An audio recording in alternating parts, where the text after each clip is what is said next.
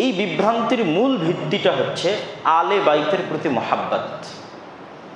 আলে বাইত মানে বাড়ি, বাইতুন নবী মানে নবীর বাড়ি। তো আলে বাইত মানে নবীর বাড়ির যারা অধিবাসী, রাসূল সাল্লাল্লাহু আলাইহি ওয়াসাল্লামের বাড়িতে যারা থাকেন, রাসূল সাল্লাল্লাহু আলাইহি ওয়াসাল্লামের যারা আত্মীয় স্বজন, তাদের প্রতি মহাব্বত বা ভালোবাসা। আরবিতে তাজিয়া শব্দের অর্থ হচ্ছে শোক। তো তাজিয়া মিছিলকে বাংলায় বলা হচ্ছে শোক মিছিল। আমরা পবিত্র জিলহজ মাস অতিক্রম করে মুহররম মাসের দিকে এগিয়ে যাচ্ছি এবং মুহররম মাসের 10 তারিখ আশুরা মুহররম, যা ইসলামের ইতিহাসে এক অন্যতম শ্রেষ্ঠতম দিন। সেই দিনকে লক্ষ্য করে আজকে আমাদের বক্তব্যের বিষয়বস্তু আশুরা মুহররম। আশুরা শব্দের অর্থ হচ্ছে দশম। যেমন আমরা বলি প্রথম, দ্বিতীয়, তৃতীয়, চতুর্থ, বলতে বলতে দশম, দশমতম দিন, 10 নম্বর দিন। তো আরবিতে 10 গণনা করার জন্য আশারা শব্দটি ব্যবহার হয়। আর সেই আশারাকে যখন 10th বা দশম করা হয়েছে, তখন আরবিতে সেটি আশুরা রূপ লাভ করেছে। তো আশুরা মুহররম মানে মুহররম মাসের 10 নম্বর দিন বা দশম দিন। এই দিন সম্পর্কে কোরআন এবং হাদিসে কি পাওয়া যায়? প্রথমত, এই দিনটি যে মাসে অবস্থিত সেই মাসটি একটি হারাম মাস, যা এই মাসের নামেই প্রমাণিত। মাসটির নাম হচ্ছে মুহররম। মুহররম মানে যা হারাম করা হয়েছে। যা হারাম করা হয়েছে তাকে আরবিতে বলা হয় মুহররম। যে কোনো কিছু যা হারাম করা হয়েছে তাকে আরবিতে তার অনুবাদ করলেই দাঁড়াবে মুহররম। তো মাসের নামটি প্রমাণ করছে যে এই মাস একটি হারাম মাস এবং পরপর 3টে হারাম মাস। মোট হারাম মাস হচ্ছে 4টে। আর এই 4টি হারাম মাস মানুষ নির্ধারণ করেননি, আল্লাহ নির্ধারণ করেছেন। 10 বছর, 15 বছর, 1400 বছর, 2000 বছর থেকে নির্ধারণ করেননি। যেই দিন থেকে আল্লাহ আসমান এবং জমিন সৃষ্টি করেছেন সেই দিন থেকে নির্ধারণ করেছেন। পবিত্র কোরআনে আল্লাহ সুবহানাহু ওয়া তাআলা বলেন, ইন্না ইদ্দাতাশ শুহুর ইনদাল্লাহ 12 শাহরা। আল্লাহর নিকটে মাসের গণনা 12টি। মানুষের নিকটে 12টি এটা বলেননি, মাসের গণনা আল্লাহর নিকটেই 12টি। ফি কিতাবিল্লাহ, আল্লাহ যে তাকদীরের কিতাব লিখেছেন লাওহে মাহফুজ, আল্লাহর কিতাবেই মাসের গণনা 12টা। কবে থেকে?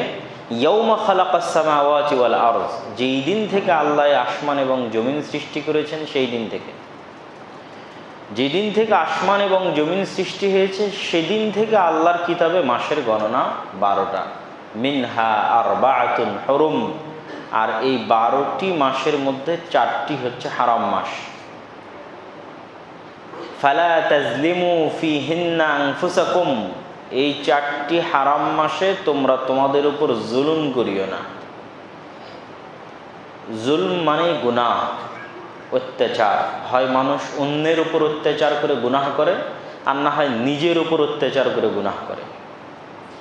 তো নিজের উপর অত্যাচার, সেটা গান শোনা থেকে শুরু করে যত রকমের দুনিয়াতে অপরাধ আছে সব হচ্ছে নিজের নাফসের উপর অত্যাচার। আর মানুষের যেটা ক্ষতি করছেন সেটা হচ্ছে মানুষের উপর অত্যাচার। তো দুটিই হচ্ছে অত্যাচার, একটি নিজের নাফসের উপর আর একটি মানুষের উপর।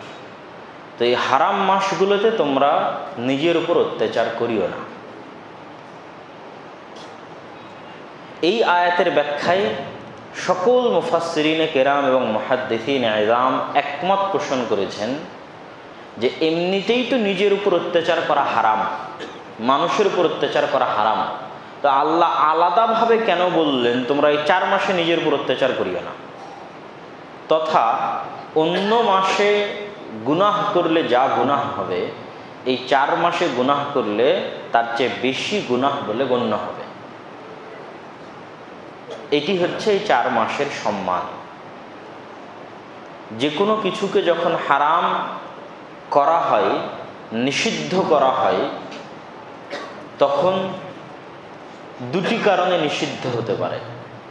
সম্মানের কারণেও নিষিদ্ধ হতে পারে, জঘন্য এবং নিকৃষ্টতার কারণেও নিষিদ্ধ হতে পারে।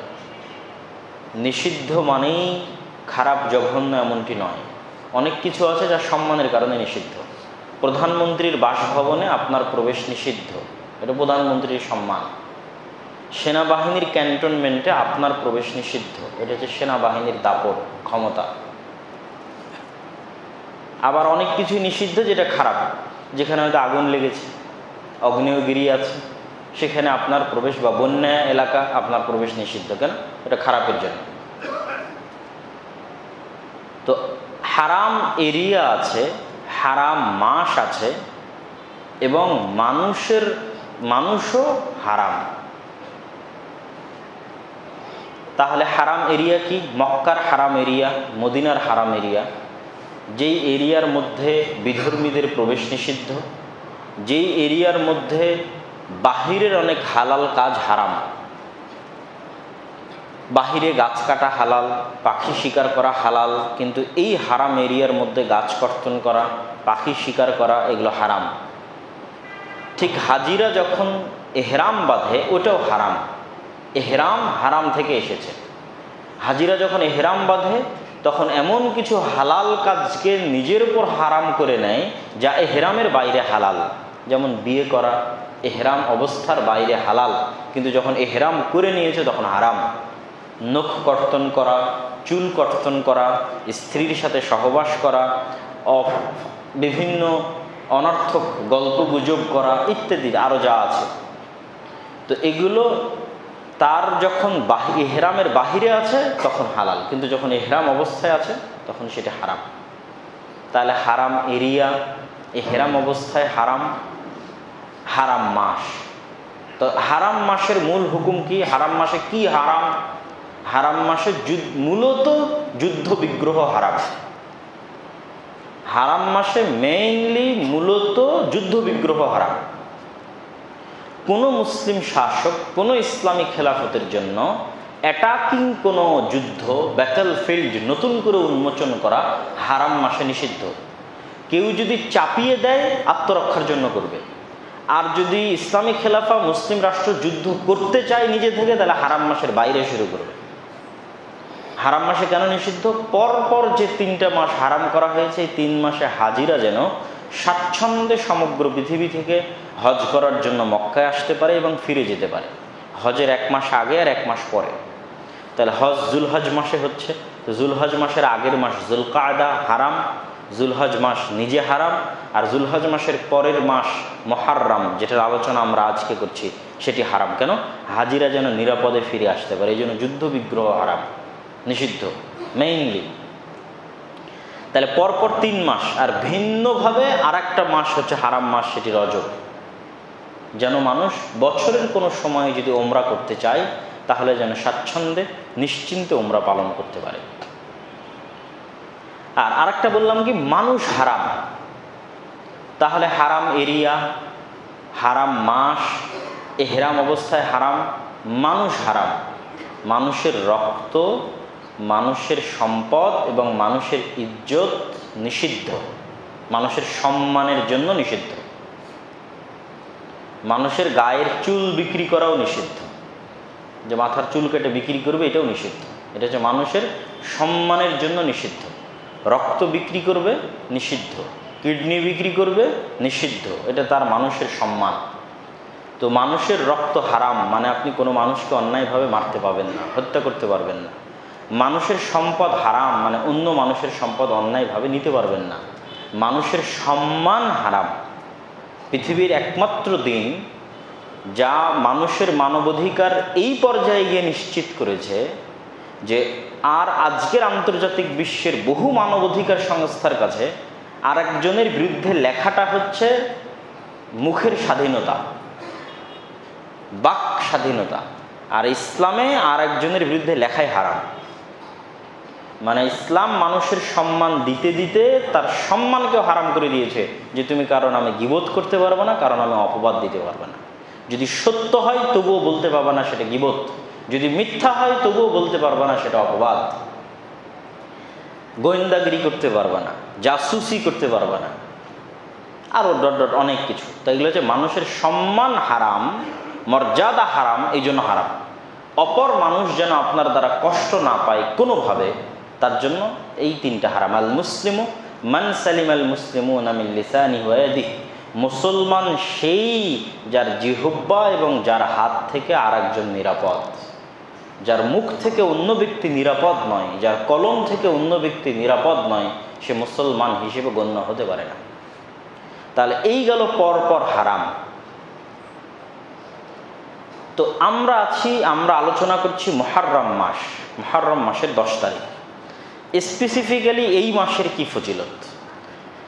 আবু হুরায়রা রাদিয়াল্লাহু তাআলা আনহু থেকে বর্ণিত, তিনি বলেন রাসূলুল্লাহ সাল্লাল্লাহু আলাইহি ওয়াসাল্লাম বলেছেন, আফযালুস সিয়ামি বা'দা রমাদান শাহরুল্লাহিল মুহররম। রমজানের পরে আল্লাহ সুবহানাহু তাআলার নিকটে সর্বোত্তম সিয়াম হচ্ছে আল্লাহর মাস মুহররম মাসের সিয়াম। রমজানের পরে আল্লাহ সুবহানাহু তাআলার নিকটে সর্বোত্তম সিয়াম হচ্ছে আল্লাহর মাস মুহররম মাসের সিয়াম। মুহাদ্দিসগণ যদিও বলছেন এই হাদিসের বাহ্যিক দিক প্রমাণ করে যে পুরো মুহররম মাসে সিয়াম পালন করা যেতে পারে মানুষ চাইলে, ঠিক যেমন শাবান মাস। তবে রাসূল সাল্লাল্লাহু আলাইহি ওয়াসাল্লাম কিছুদিন বাধ্যগত আর কিছুদিন সুন্নাত ও নফল হিসেবে সিয়াম পালন করেছেন, সেটি মুহররমের 10 তারিখ। তো আব্দুল্লাহ ইবনে আব্বাস রাদিয়াল্লাহু তাআলা আনহু থেকে বর্ণিত, তিনি বলেন লাম্মা কাদিমান নবিয়্যু সাল্লাল্লাহু আলাইহি ওয়াসাল্লাম, যখন আল্লাহর নবী মদিনায় আসলেন হিজরত করে, তো ইয়াসুমুনা ইয়াওমান ইয়ানি আশুরা, তো তিনি ইহুদিদেরকে দেখলেন যে তারা একদিন সিয়াম পালন করে, সেই দিনটি হচ্ছে আশুরার দিন, মুহররম মাসের 10 নম্বর দিন। তো আল্লাহ নবী ইহুদিদেরকে এই দিন সম্পর্কে জিজ্ঞেস করলে তারা বললেন, হাদা ইয়াউমুন আযীম নাজ্জাল্লাহু ফীহি মূসা ওয়া আগরাকা আলা ফিরআউন। আসলে এই দিনটি পৃথিবীর ইতিহাসের এক মহানতম দিন, যেই দিনে আল্লাহ সুবহানাহু তাআলা মূসা আলাইহিস সালাতু ওয়াস সালামকে নাজাত দিয়েছিলেন, আর ফিরআউন এবং তার সেনাবাহিনীকে সমুদ্রের অতল গহ্বরে ডুবিয়ে হত্যা করেছিলেন। তথা নাজাতে মূসার দিন আর ফিরআউনের ধ্বংস ও পতনের দিন। ফাসামা মূসা শুকরান লিল্লাহ। তো এই দিনে তারপর থেকে প্রত্যেক বছর মূসা আলাইহিস সালাতু ওয়াস সালাম সিয়াম পালন করতেন আল্লাহর শুকরিয়া আদায় করার জন্য, যে এই দিনে আল্লাহ সুবহানাহু ওয়া তাআলা আমাকে ফিরআউনের মতো পৃথিবীর ইতিহাসের এক ভয়ঙ্করতম ভয়াবহতম শাসকের কবল থেকে মুক্তি দিয়েছেন, তাও সম্পূর্ণ আল্লাহর দয়ায়, আমার কোনো শক্তি ক্ষমতায় নয়। তো এই জন্য আল্লাহ সুবহানাহু ওয়া তাআলার শুকরিয়া আদায় স্বরূপ আমি এই দিনে সিয়াম পালন করব। ফাসামা মূসা শুকরান লিল্লাহ। তো মূসা আলাইহিস সালাতু ওয়াস সালাম সিয়াম পালন করতেন আল্লাহর শুকরিয়া আদায় করার জন্য। তখন মুহাম্মদ সাল্লাল্লাহু আলাইহি ওয়াসাল্লাম বললেন, আনা আউলা বিমূসা মিনহুম, আমি মূসার শুকরিয়া আদায়করণের বেশি হকদার তোমাদের চাইতে। তোমরা যারা ইহুদি আছো তাদের চাইতে আমি মুহাম্মদ সাল্লাল্লাহু আলাইহি ওয়াসাল্লাম বেশি হকদার যে মূসা আলাইহিস সালামের খুশিতে খুশি হব আর মূসা আলাইহিস সালাতু ওয়াস সালামের দুঃখে দুঃখ পাবো। ফাসামাহু ওয়া আমারা বিসিয়ামিহি, রাসূল সাল্লাল্লাহু আলাইহি ওয়াসাল্লাম সিয়াম রাখলেন এবং সিয়াম রাখার আদেশ দিলেন, তথা সিয়াম এটা ফরজ হয়ে গেল। এবং এই সিয়াম যে কিছুদিন ফরজ ছিল তার প্রমাণে আয়েশা রাদিয়াল্লাহু তাআলা আনহা বলেন, عن عائشة رضي الله تعالى عنها قالت كانت قريش تصوم عاشوراء। আয়েশা রাদিয়াল্লাহু তাআলা আনহা বলছেন, জাহিলি যুগেও মানুষ আশুরার সিয়াম পালন করত, ফিল জাহিলিয়া, জাহিলি যুগে। ওয়া কানা নবী সাল্লাল্লাহু আলাইহি ওয়াসাল্লাম ইয়াসুমুহু, আল্লাহর নবীও জাহিলি যুগে, মাক্কি যুগে, মক্কা থেকে হিজরত করার পরে এই দিনে সিয়াম পালন করতেন। কিন্তু ফালাম্মা হাজারা, যখন তিনি হিজরত করলেন মদিনায় আর ইহুদিদের নিকট থেকে কারণটা জানলেন, আমারা বিসিয়ামিহি, তখন তিনি মুসলমানদেরকে এই দিনে সিয়াম পালনের ওপেন আদেশ দিলেন। কিন্তু লাম্মা ফারাদাল্লাহু সুবহানাহু ওয়া তাআলা শাহরা রমাদান, যখন আল্লাহ সুবহানাহু ওয়া তাআলা রমাজানের সিয়ামকে ফরজ করে দিলেন, পুরো এক মাস সিয়াম পালনকে উম্মতে মুহাম্মাদির জন্য ফরজ করে দিলেন, তখন রাসূল সাল্লাল্লাহু আলাইহি ওয়াসাল্লাম বললেন, মান শাআ সামাহু ওয়া মান শাআ তারাকাহু। আর এক হাদিসে আছে যে আল্লাহ সুবহানাহু ওয়া তাআলা যখন রমাজানের সিয়াম ফরজ করে দিলেন, তখন রাসূল সাল্লাল্লাহু আলাইহি ওয়াসাল্লাম বললেন, এটা ইয়াউমুম মিন আইয়ামিল্লাহ, আশুরার এই দিনটা আল্লাহর দিনগুলোর একটি দিন। তোমরা চাইলে এই দিনে সিয়াম পালন করতে পারো, তোমরা চাইলে এই দিনে সিয়াম ছাড়তে পারো। এই গেল আশুরার দিনের যে সংক্ষিপ্ত ইতিহাস। তো এই সংক্ষিপ্ত ইতিহাস বলতে গিয়ে এতটুকু আমাদের অবশ্যই বলতে হয় যে আশুরার দিন আমাদের দেশে যেই হিসেবে পালিত হয়ে থাকে এবং যেই হিসেবে উদযাপিত হয়ে থাকে, রাষ্ট্রীয় টিভি চ্যানেল থেকে শুরু করে, পেপার পত্রিকা থেকে শুরু করে, ফেসবুক ইউটিউব থেকে শুরু করে সাধারণ জনগণের মধ্যে, সেটি হচ্ছে এই দিনে হোসাইন রাদিয়াল্লাহু তাআলা আনহু কারবালার প্রান্তরে শহীদ হয়েছিলেন। এই কারণে এই দিনে তারা শোক মিছিল, তাজিয়া মিছিল, আরবিতে তাজিয়া শব্দের অর্থ হচ্ছে শোক, তো তাজিয়া মিছিলকে বাংলায় বলা হচ্ছে শোক মিছিল। এমনকি এই শোক পালনের জন্য তারা নিজের উপর জুলম করে। আর এই নিজের উপর জুলম করাটা আল্লাহর সরাসরি কোরআনের ওই আদেশের বিরোধী। যে আয়াতটা দিয়ে আজকের বক্তব্য আমরা শুরু করেছি, যে আয়াতে আল্লাহ বলছেন যে 4টা মাস আমি হারাম করেছি, তার একটা মাস মুহররম, এই মাসগুলোতে তোমরা নিজেদের উপর জুলুম করিও না। আল্লাহর সরাসরি এই আদেশের বিরুদ্ধে গিয়ে একদল মানুষ নিজেদের উপর জুলুম করে। এবং আমি নিজে চোখে যখন ভারতের বানারসে অবস্থান করতাম, তখন এই ভয়াবহ দৃশ্যগুলো দেখেছি, যে হাজার হাজার মানুষ কীভাবে রাস্তায় বের হয়ে চিকন চিকন কাঁচির মতো, ব্লেটের মতো ধারালো, সেগুলোকে তারের সাথে বেঁধে হাই হোসাইন বলে নিজের পিঠকে ছুরি দিয়ে, নিজের মাথাকে ইত্যাদিকে কেটে কিভাবে রক্ত প্রবাহিত করছে, এবং এটাকে বীরত্বের কারণ মনে করছে। যে যত বেশি এই কাজে বীরত্ব দেখাতে পারছে, নিজেকে যে যত কষ্ট দিতে পারছে, সে যেন হোসাইন রাদিয়াল্লাহু তাআলা আনহুকে সবচেয়ে বেশি ভালোবাসে, বা আলে বাইতকে সবচেয়ে বেশি ভালোবাসে। তো এই যে আশুরার দিনের এই বিভ্রান্তি সম্পর্কে কিছু তথ্য আমাদের জানা থাকা দরকার, এবং এই দিনের যে প্রকৃত ইতিহাস, যেটা হাদিস থেকে আমরা জানলাম, সেটাও আমাদের জানা থাকা দরকার। তো এই বিভ্রান্তি সম্পর্কে কিছুক্ষণ বলি। এই বিভ্রান্তির মূল ভিত্তিটা হচ্ছে আলে বাইতের প্রতি মহাব্বত। আলে বাইত মানে বাড়ি, বাইতুন নবী মানে নবীর বাড়ি। তো আলে বাইত মানে নবীর বাড়ির যারা অধিবাসী, রাসূল সাল্লাল্লাহু আলাইহি ওয়াসাল্লামের বাড়িতে যারা থাকেন, রাসূল সাল্লাল্লাহু আলাইহি ওয়াসাল্লামের যারা আত্মীয় স্বজন, তাদের প্রতি মহাব্বত বা ভালোবাসা। এটা হচ্ছে তাদের ট্রাম্প কার্ড, যে তারা এইটার আড়ালে, যে আমরা আলে বাইতকে ভালোবাসি, এটার আড়ালে তাদের এই সমস্ত অবৈধ, অনৈতিক এবং ইসলামে নিষিদ্ধ হারাম কাজগুলো পরিচালনা করে থাকে। কিন্তু সামনে দেখায় কি, যে আমরা হচ্ছে আলে বাইতকে ভালোবাসি, আর যারা আমরা আহলুস সুন্নাহ ওয়াল জামাআহ আছি, আমরা হচ্ছে আলে বাইতের শত্রু, নাউযুবিল্লাহি মিন যালিক। তো আমরা আলে বাইতকে ভালোবাসি না, তার সবচেয়ে বড় দলিল হচ্ছে রাসূলুল্লাহ সাল্লাল্লাহু আলাইহি ওয়াসাল্লাম আমাদেরকে যেই দরুদ শিক্ষা দিয়ে গেছেন, সেই দরুদ, আল্লাহুম্মা সাল্লি আলা মুহাম্মাদিন ওয়া আলা আলি মুহাম্মাদ। হে আল্লাহ, আপনি রহমত বর্ষণ করুন মুহাম্মাদের প্রতি এবং মুহাম্মাদের পরিবারের প্রতি। এটাই আলে বাইত, আলে মুহাম্মাদ, আলে বাইত। কামা সাল্লাইতা আলা ইব্রাহিম ওয়া আলা আলি ইব্রাহিম, যেমন আপনি রহমত এবং দয়া বর্ষণ করেছেন ইব্রাহিম আলাইহিস সালাতু ওয়াস সালামের প্রতি এবং ইব্রাহিমের পরিবারের প্রতি। আল্লাহুম্মা বারিক আলা মুহাম্মাদ ওয়া আলা আলি মুহাম্মাদ। হে আল্লাহ, আপনি রহমত এবং বরকত নাজিল করুন মুহাম্মদ সাল্লাল্লাহু আলাইহি ওয়াসাল্লাম এবং তার পরিবারের প্রতি, যেমন আপনি রহমত এবং বরকত নাজিল করেছেন ইব্রাহিম আলাইহিস সালাতু ওয়াস সালাম এবং তার পরিবারের প্রতি। তাহলে এই দোয়াটি আলে বাইতের প্রতি মহাব্বত এবং ভালোবাসার জন্য আহলুস সুন্নাত ওয়াল জামাতের পক্ষ থেকে দলিল হিসেবে যথেষ্ট। বরং তারা যেই ভালোবাসা আলে বাইতের প্রতি দেখাতে চায় সেটি প্রশ্নবিদ্ধ। কেন প্রশ্নবিদ্ধ সেটি আপনাদেরকে এই মুহূর্তে সংক্ষিপ্ত আকারে তুলে ধরার চেষ্টা করি।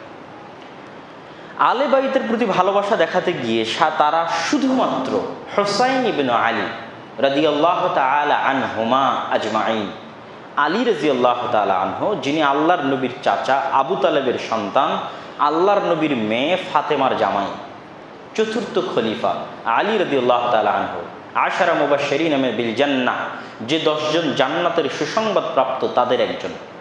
আলী রাদিয়াল্লাহু তাআলা আনহুর 2 সন্তান হাসান এবং হুসাইন রাদিয়াল্লাহু তাআলা আনহুমা, যাদেরকে আল্লাহর নবী সাইয়্যিদা শাবাবে আহলিল জান্নাহ, জান্নাতের যুবকদের সর্দার হিসেবে ঘোষণা করেছেন হাসান এবং হুসাইন রাদিয়াল্লাহু তাআলা আনহুমাকে। তাদের একজন হচ্ছেন হুসাইন রাদিয়াল্লাহু তাআলা আনহু, যিনি রাজনৈতিক মতভেদের কারণে ইয়াজিদের শাসন আমলে ইরাকের কুফা নগরীর কারবালা প্রান্তরে কুফার যিনি গভর্নর ছিলেন ওবাইদুল্লাহ বিন জিয়াদ, তার নেতৃত্বে যে যুদ্ধ হচ্ছিল সেই যুদ্ধাবস্থায় মৃত্যুবরণ করেন। এখানে কয়েকটা জিনিস মাথায় রাখতে হবে। ইয়াজিদ ইবনু মুআবিয়া ইবনু আবি সুফিয়ান বা উমাইয়া খেলাফত, তাদের দারুল হুকুমাহ, তাদের রাজধানী হচ্ছে সিরিয়ার রাজধানী দামেস্ক। যেমন আমাদের বাংলাদেশের রাজধানী হচ্ছে ঢাকা।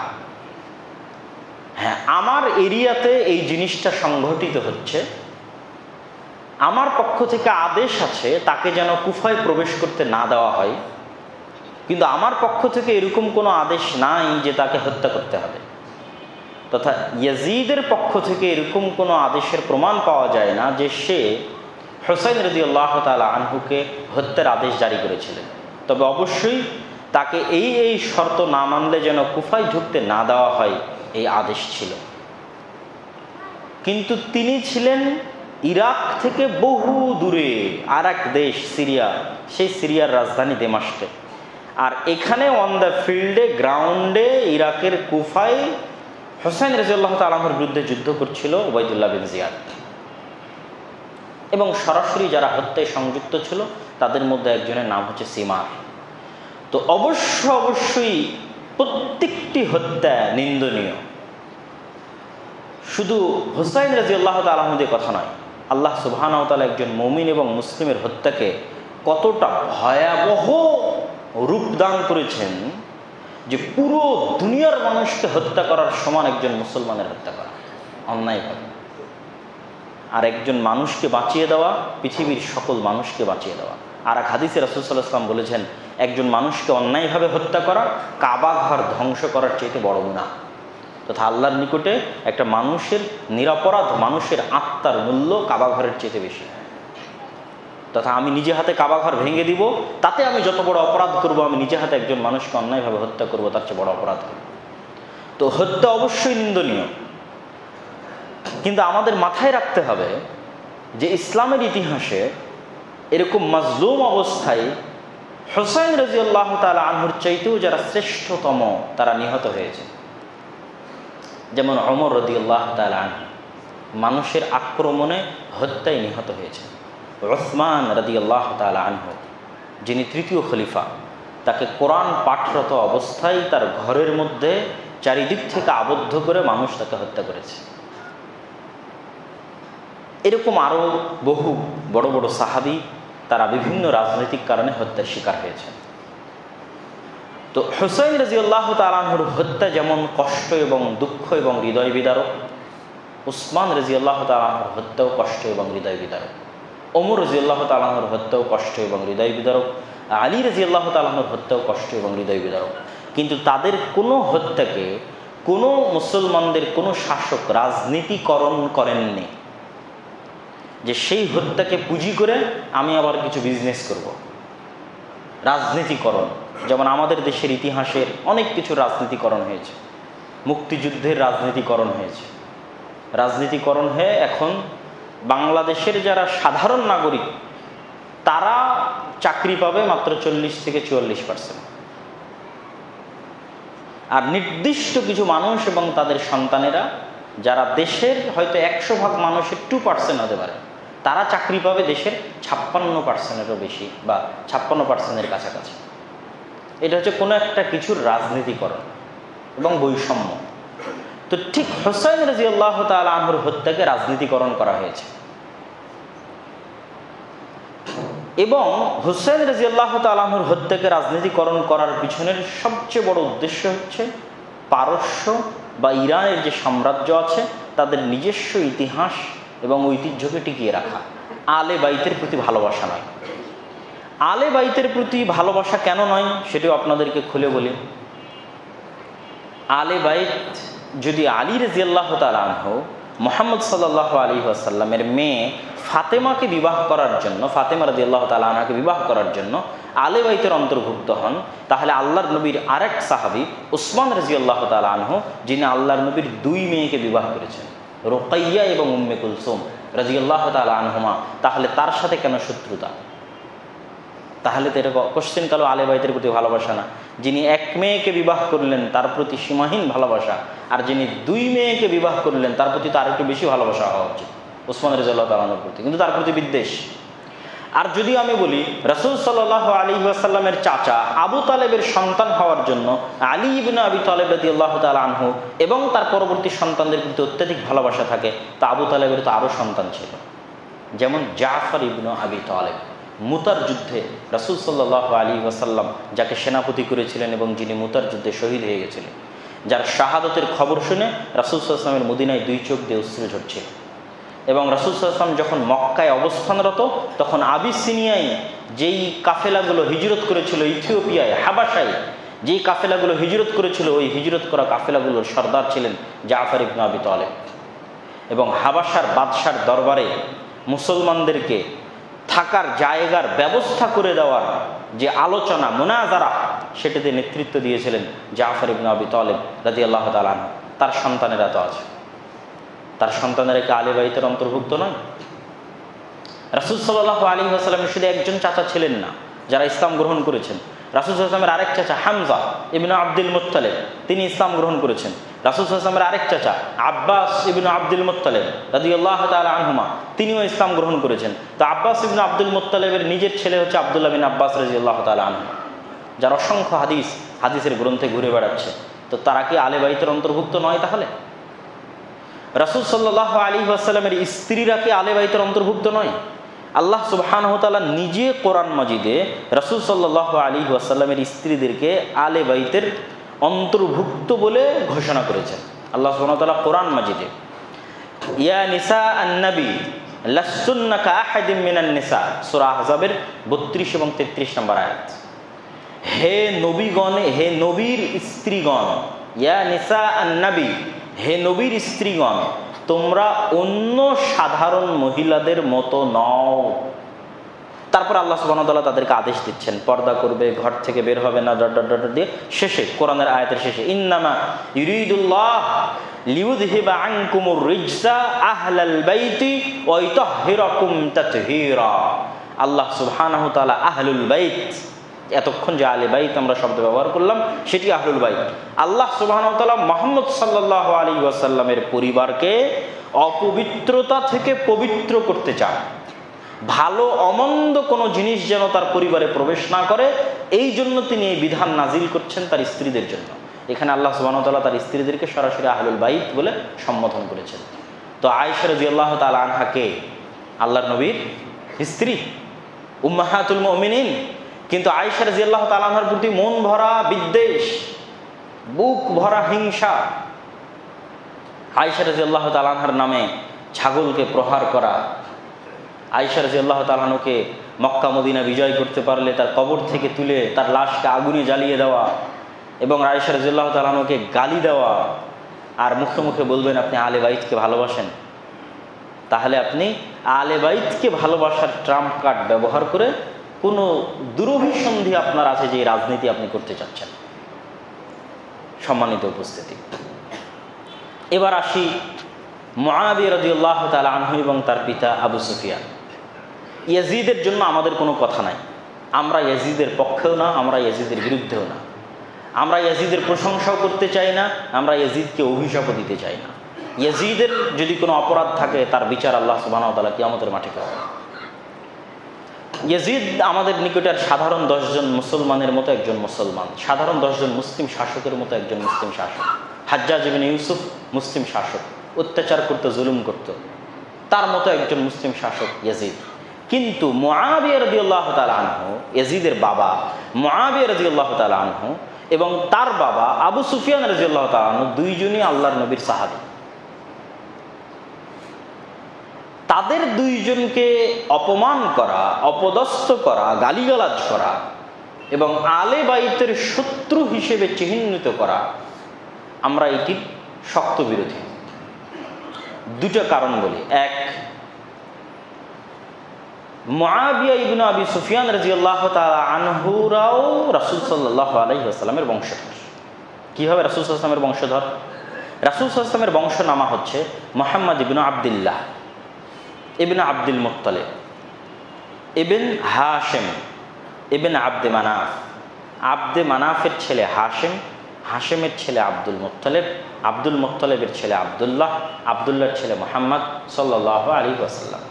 তো এই যে আব্দে মানাফ, যার ছেলে হাশিম, বানু হাশিম, এই আব্দে মানাফের আর এক ছেলের নাম হচ্ছে আব্দে শামস। সেই আব্দে শামসের ছেলের নাম উমাইয়া এবং উমাইয়ার ছেলের নাম হচ্ছে হারব, হারবের ছেলের নাম হচ্ছে সখর এবং সখরের ছেলের নাম হচ্ছে আবু সুফিয়ান। তত খুব বেশি দূরে গিয়ে মুআবিয়া ইবনে আবি সুফিয়ান রাসূল সাল্লাল্লাহু আলাইহি ওয়াসাল্লামের আত্মীয় নয়, কাছে গিয়েই আত্মীয়। হ্যাঁ, আল্লাহ সুবহানাহু ওয়া তাআলা পুরো পৃথিবীর মধ্যে ইব্রাহিম আলাইহিস সালামের বংশকে চয়ন করেছেন, আর ইব্রাহিম আলাইহিস সালাতু ওয়াস সালামের বংশের মধ্যে কুরাইশ বংশকে চয়ন করেছেন, আর কুরাইশ বংশের মধ্যে বানু হাশিমকে চয়ন করেছেন, আর বানু হাশিমের মধ্যে মুহাম্মদ সাল্লাল্লাহু আলাইহি ওয়াসাল্লামকে চয়ন করেছেন। কিন্তু এই যে কুরাইশ বংশের শ্রেষ্ঠত্ব, আলে ইব্রাহিমের শ্রেষ্ঠত্ব, এই শ্রেষ্ঠত্বগুলো তো মুআবিয়া এবং আবু সুফিয়ানও পায়, তারাও তো কুরাইশ বংশ, রাসূল সাল্লাল্লাহু আলাইহি ওয়াসাল্লামের পর দাদার আপন ভাইয়ের ছেলেরা। 1 নম্বর পয়েন্ট। 2 নম্বর পয়েন্ট, মুআবিয়া ইবনে আবি সুফিয়ান রাদিয়াল্লাহু তাআলা আনহুর আপন বোন এবং আবু সুফিয়ান রাদিয়াল্লাহু তাআলা আনহুর কন্যা উম্মে হাবিবা রাদিয়াল্লাহু তাআলা আনহা রাসূল সাল্লাল্লাহু আলাইহি ওয়াসাল্লামের স্ত্রী।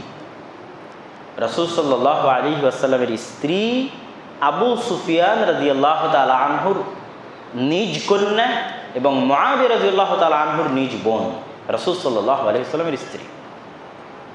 3 নম্বর, তারা দুইজনই রাসূল সাল্লাল্লাহু আলাইহি ওয়াসাল্লামের সাহাবী। মুআবিয়া রাদিয়াল্লাহু তাআলা রাসূল সাল্লাল্লাহু আলাইহি ওয়াসাল্লামের সাহাবী, আবু সুফিয়ান রাদিয়াল্লাহু তাআলা রাসূল সাল্লাল্লাহু আলাইহি ওয়াসাল্লামের সাহাবী। তাহলে এই তিনটে সূত্র থেকে তারা সম্মানিত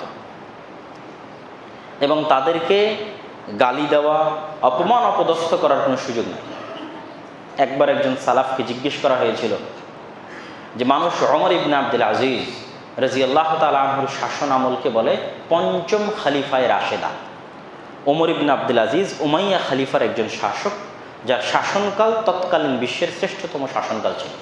এই জন্য মানুষ তার শাসনকালকে নাম দিয়েছে পঞ্চম খলিফায়ে রাশেদা। চতুর্থ খলিফায়ে রাশেদা আলী রাদিয়াল্লাহু তাআলা আনহু, তার দীর্ঘদিন বিরতির পর পঞ্চম খলিফায়ে রাশেদা ওমর ইবনে আব্দুল আজিজ। তো তাহলে কি ওমর ইবনে আব্দুল আজিজ মুআবিয়া ইবনে আবি সুফিয়ানের চাইতে শ্রেষ্ঠ? এটা একজন শাসক, একজন আলেমকে জিজ্ঞেস করা হয়েছে, সালাফকে। তো তিনি উত্তরে বলছেন, শাসনামল ওমর ইবনে আব্দুল আজিজের যতই শ্রেষ্ঠ হোক, ব্যক্তি হিসেবে ওমর ইবনে আব্দুল আজিজ মুআবিয়ার চাইতে এই জন্য শ্রেষ্ঠ নয় যে মুআবিয়ার একদিনের সিজদা যা তিনি রাসূল সাল্লাল্লাহু আলাইহি ওয়াসাল্লামের সাথে দিয়েছেন তা ওমর ইবনে আব্দুল আজিজের সারা জীবনের আমলের চাইতে উত্তম হতে পারে। আল্লাহু আকবার।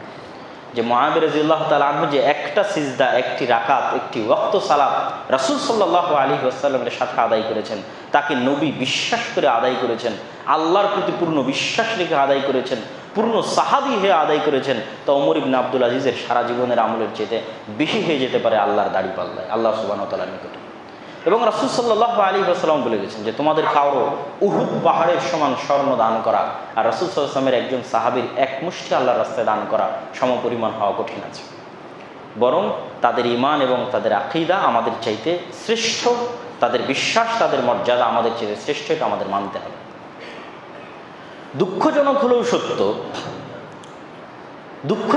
সত্য যে পৃথিবীর আর অন্য দুটি দিন, ইহুদি ধর্ম এবং খ্রিস্টান ধর্ম, ইহুদি ধর্মের নবী মুসা আলাইহিস সালাতু ওয়াস সালাম আর খ্রিস্টান ধর্মের নবী ঈসা আলাইহিস সালাতু ওয়াস সালাম, তাদের যারা সাহাবী ছিল, যেমন ঈসা আলাইহিস সালামের সাহাবীদের বলা হতো হাওয়ারি, আর মুসা আলাইহিস সালামের সাহাবীরা হচ্ছে বানু ইসরাঈল। তো তাদের যারা সাহাবী ছিল তাদেরকে তাদের পরবর্তী মানুষরা শ্রেষ্ঠতম মানুষ হিসেবে গণ্য করেছে। আজ পর্যন্ত খ্রিস্টানরা তাদের স্কুল, কলেজ, বিশ্ববিদ্যালয়, রোড, রাস্তাঘাটের নামকরণ করে ঈসা আলাইহিস সালাতু ওয়াস সালামের 12 শ্রেষ্ঠতম হাওয়ারির নামে। তাহলে মুসা আলাইহিস সালাতু ওয়াস সালামের সাহাবীরা যদি ইহুদিদের নিকটে তাদের মানুষদের মধ্যে সর্বশ্রেষ্ঠ মানুষ হয়, ঈসা আলাইহিস সালাতু ওয়াস সালামের সাহাবীরা যদি, হাওয়ারিরা যদি খ্রিস্টানদের নিকটে তাদের মধ্যে সর্বশ্রেষ্ঠ মানুষ হয়, তাহলে এই নিকৃষ্ট রাফিজিদের নিকটে আমার নবী মুহাম্মদ সাল্লাল্লাহু আলাইহি ওয়াসাল্লাম কত খারাপ যে আমার নবীর সাহাবীরা তাদের নিকটে দুনিয়ার সবচেয়ে নিকৃষ্ট মানুষ। নাউযুবিল্লাহি মিন যালিক। এটা তো আমার নবীকে ছোট করা। যে আলী রাদিয়াল্লাহু তাআলা আনহু নিজে বলছেন যে রাসূল সাল্লাল্লাহু আলাইহি ওয়াসাল্লামের সাথে আমাদের যখনই সাক্ষাৎ হতো, যখনই কথা হতো, তার মুখ দিয়ে শুধু একটা বাক্যই বের হতো 99% সময়। কি সেই বাক্য? জিতু আনা ওয়া আবু বকর ওয়া উমর, দাখালতু আনা ওয়া আবু বকর ওয়া উমর, খারাজতু আনা ওয়া আবু বকর ওয়া উমর। যে কোনো ঘটনা আল্লাহর নবী বলা শুরু করতেন, তার 99% সময় ঘটনার বাক্য এমন হতো যে আজকে আমি আবু বকর আর ওমর ওখানে গেছিলাম, আজকে আমি আবু বকর আর ওমর এই কাজটা করেছি, আজকে আমি আবু বকর এবং ওমর এই বাড়ি থেকে বের হয়েছি। তথা মানুষের তো বিভিন্ন ঘটনা থাকে তার জীবনে। তো রাসূল সাল্লাল্লাহু আলাইহি ওয়াসাল্লামের সাথে যখনই সাক্ষাৎ হতো, তো কোনো কিছু যখন বলতেন, তখন 99% সময় এটা থাকতো যে আমি আবু বকর ওমর, আমি আবু বকর ওমর, আমি আবু বকর ওমর। তো যেই আবু বকর এবং ওমর 24 ঘন্টা রাসূল সাল্লাল্লাহু আলাইহি ওয়াসাল্লামের সাথে থাকলেন, সে আবু বকর ওমর যদি খারাপ হয়, তাহলে রাসূল সাল্লাল্লাহু আলাইহি ওয়াসাল্লাম তো ভালো হতে পারে না। তাহলে আজকের যারা রাফিজি, তাদের নিকটে যদি ওমর রাদিয়াল্লাহু তাআলা চিরশত্রু হয়, ঘৃণার পাত্র হয়, তাহলে অবশ্যই বাই ডিফল্ট আমার নবী মুহাম্মদ সাল্লাল্লাহু আলাইহি ওয়াসাল্লাম তার কাছে ঘৃণার পাত্র। নাউযুবিল্লাহি মিন যালিক।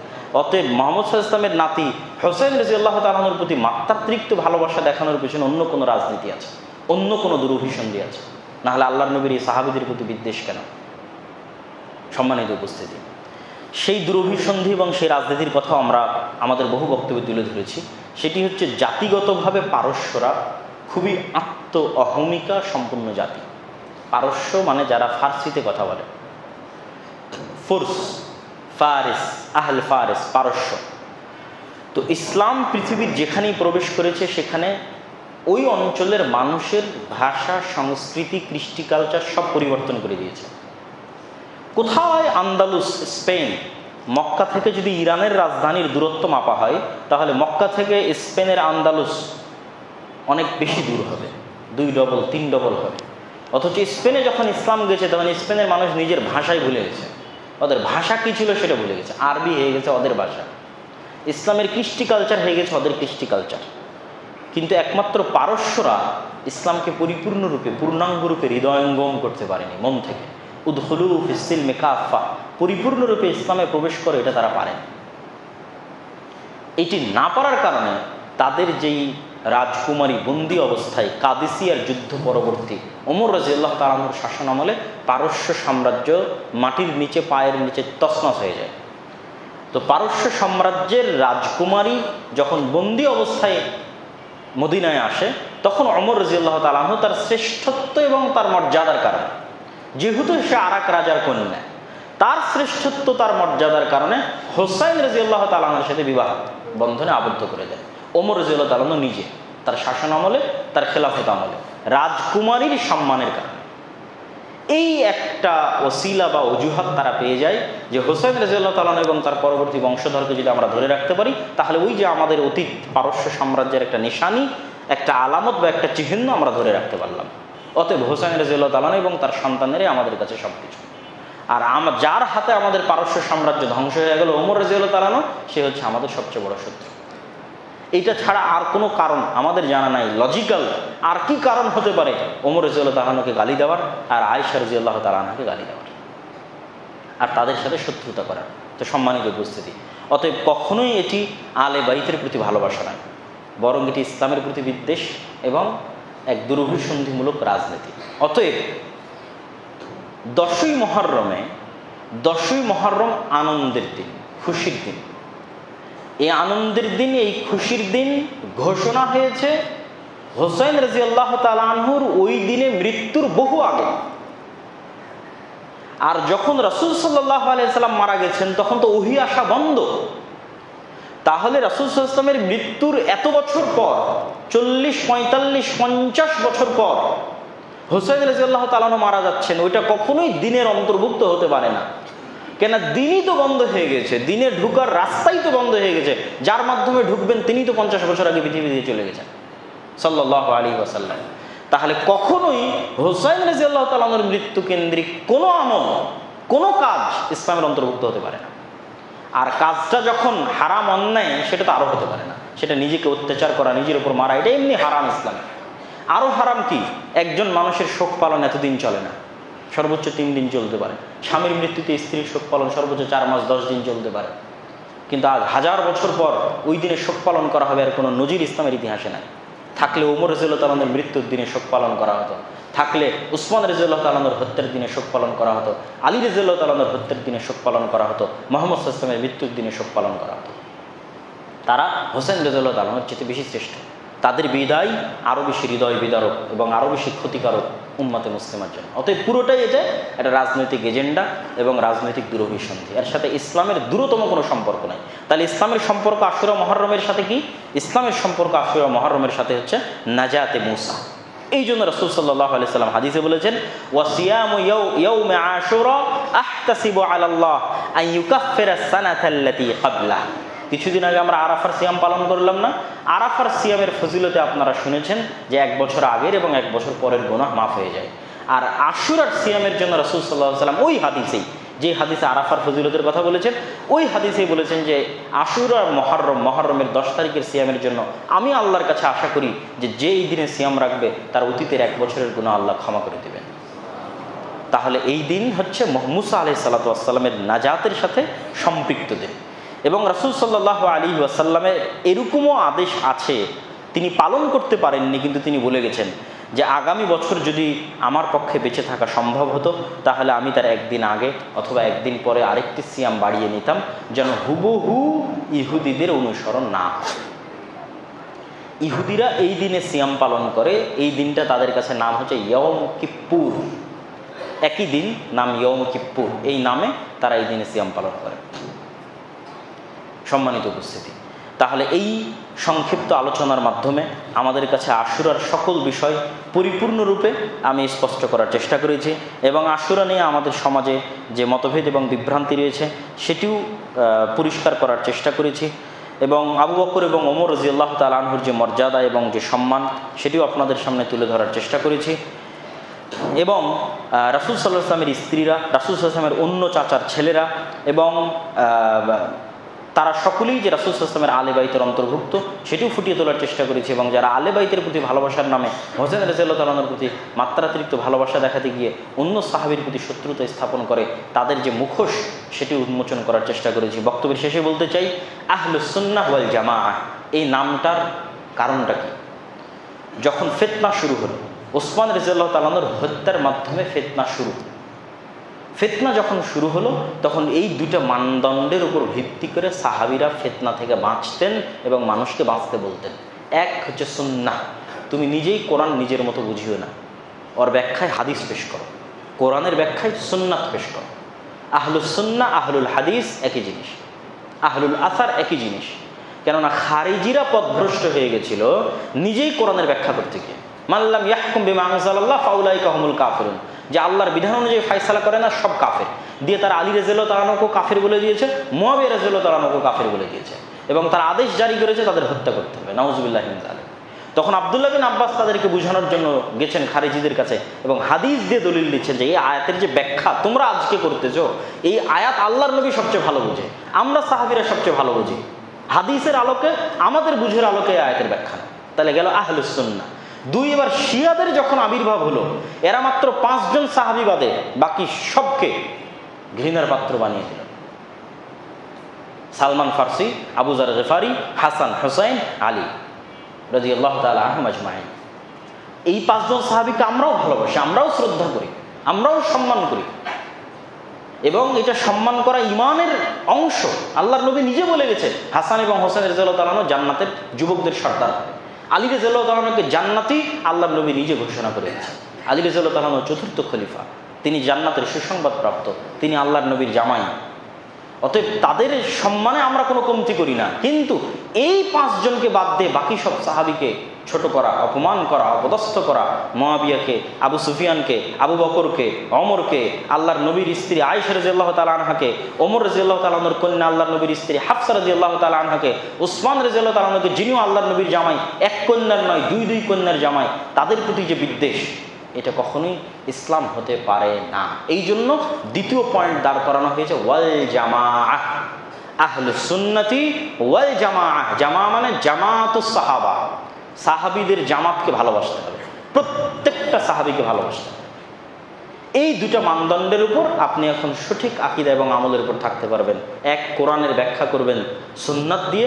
2, কোনো সাহাবীর প্রতি বিদ্বেষ রাখবেন না, সব সাহাবীর প্রতি সম্মান এবং মর্যাদা এবং ভালোবাসা রাখবেন, তাহলেই আপনি সঠিক দিন এবং সঠিক আমলের উপর আছেন। আল্লাহ সুবহানাহু ওয়া তাআলা আমাদেরকে আশুরা মুহররমের সিয়াম পালন করার সুন্নাত অনুযায়ী তৌফিক দান করুক। এই দিনের যে বিভ্রান্ত আকীদাগুলো রয়েছে, এই বিভ্রান্ত আকীদাগুলো থেকে বেঁচে থাকার তৌফিক দান করুক, আল্লাহুম্মা আমিন।